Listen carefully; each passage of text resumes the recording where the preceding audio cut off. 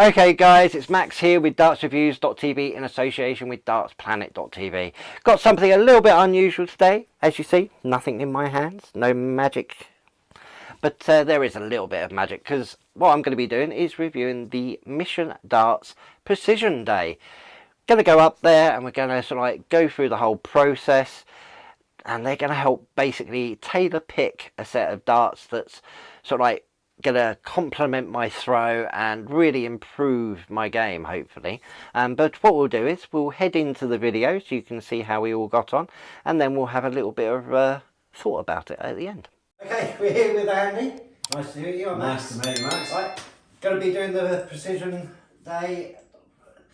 I sort of like thinking I'm almost at the peak of my level. I'm sort of like playing county and everything, but there's always room to improve, and this is why we're here. And I really want to see if this really does help somebody at our level, so I improve and get us further into the game. Yeah, I'm really looking forward to this, Max, because we do, I do players of all levels at this, and sometimes it can be trickier when you get to the county and professional level players, but sometimes it can be easier because we instantly put something in your hand that feels great, and all of a sudden you hit massive scores straight away. So we'll see which way it goes, and I'm really looking forward to it. So let's get started. Yeah. Good man. All right. So the first thing, as we did before, I just want to see where you grip the dart. I just want to see whereabouts we are. So you kind of just behind middle. Okay, that leaves us open to quite a lot. It eliminates one or two, but just behind middle, that's a good start. We'll kick off with these. And as I said before, don't worry about the go. I'm just looking for how they fly.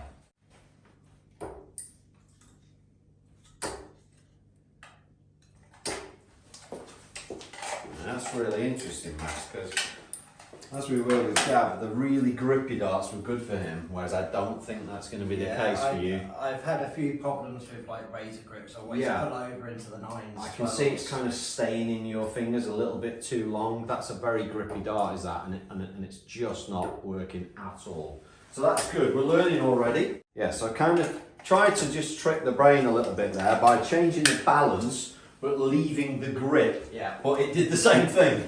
So the grip is really not going to be of a concern for you at all. Okay, so that is better. So straight and shorter is better. Okay. Just throw those again for me.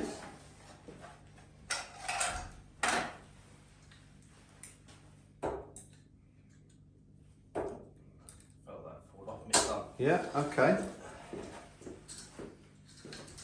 This one will be of great interest to me to see what happens.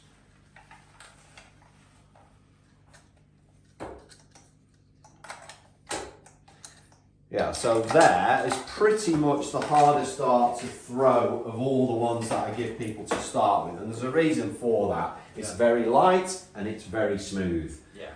So if you can throw that, that really does tell me that grip's not going to be important, and we're really going to have to think about weight when we get to it, okay? Because that's only a 21 and you're creating plenty of power with it.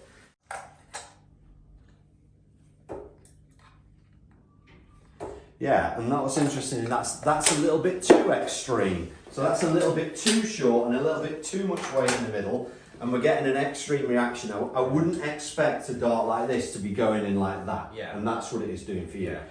So if we were going to analyse after those first 8 where we are, we're going to be middle of the road with you. We're not going to be too grippy, but we're not going to be too smooth. We're not going to be too long, but we're not going to be too short, and we're not going to be too heavy, and we're not going to be too light. I really am going to be looking at those middle of the road things in all the ranges. Pretty much what my wife says. Brilliant. I'm just average. You're just average. Well, hopefully the darts is above average, so let's work on that. Brilliant. So phase 2 now for you, Max, and a few different shapes here based on what we said in phase 1, some different lengths and things. The most wild one is probably this, so we'll start off with this one and see if it is an eliminator or if it's one that has got potential. Get it out of the box. There we go. Excellent. Okay. So Again, looking for the three things. I'm looking for the release, the flight, and then the angle. So we kind of got 2 out of the 3 there. Yeah. I'm liking the release, I like the angle, I'm not convinced by the arc at all. Yeah. So again, that was where you could pick them up, yeah, hit a good score and think, yeah, I'll go with these, yeah, but I'm going to eliminate them. Yeah. Okay? Just not quite where you want to be.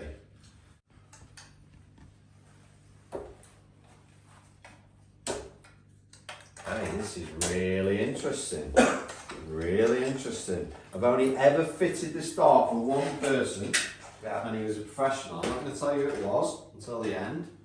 But the first 3 were interesting. Nice. It's I bet they feel unusual. They'll feel unusual. No, they feel comfortable to throw. Comfy. It feels like there's not much effort behind it, but they're going high. Yeah, yeah, that's okay. So I'm sort of like trying to adjust. What I always say is high and low, we can fix that. I can fix that with putting a different stem and flight in. Don't even need you to do anything any different. What I like is how that's coming out in the air, angle into the board. Right, definite contender, 100% a contender. Really unusual dart. Like I say, only ever fitted it for one person. Yep. So that's definitely a contender. It's only a 22 gram. Again, we've got some weight we can play with.